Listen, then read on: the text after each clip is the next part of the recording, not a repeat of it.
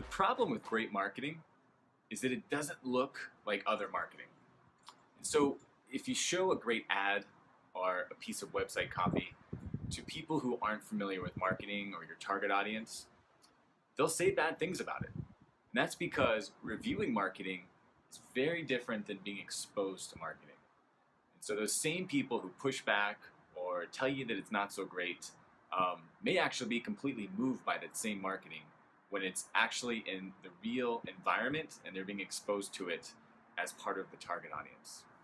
So everybody, all the experts agree that the best TV commercial of all times was Apple's 1984 when they were announcing the Macintosh.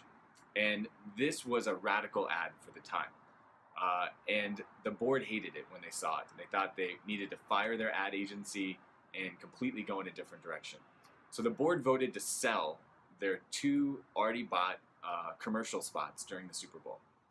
And based on some background politicking, Steve Jobs and one of the board members kind of bent the truth a little bit and said they were able to sell one of the spots, but they were unable to sell the second spot.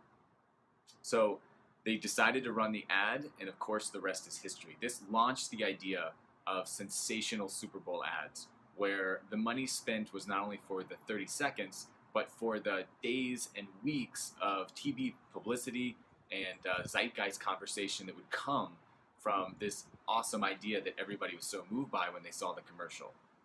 So when you're asked to review marketing and it looks and feels different than what you've been doing and what the industry is doing, then you might be onto something. Because like I said before, by its very nature, great marketing has to feel new or different or like a mistake.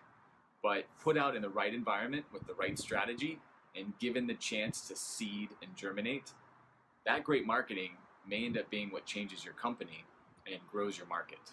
So be careful about whitewashing ideas. Be careful about pushing back on things that don't feel like what you expected. And potentially, you're going to be onto some great marketing.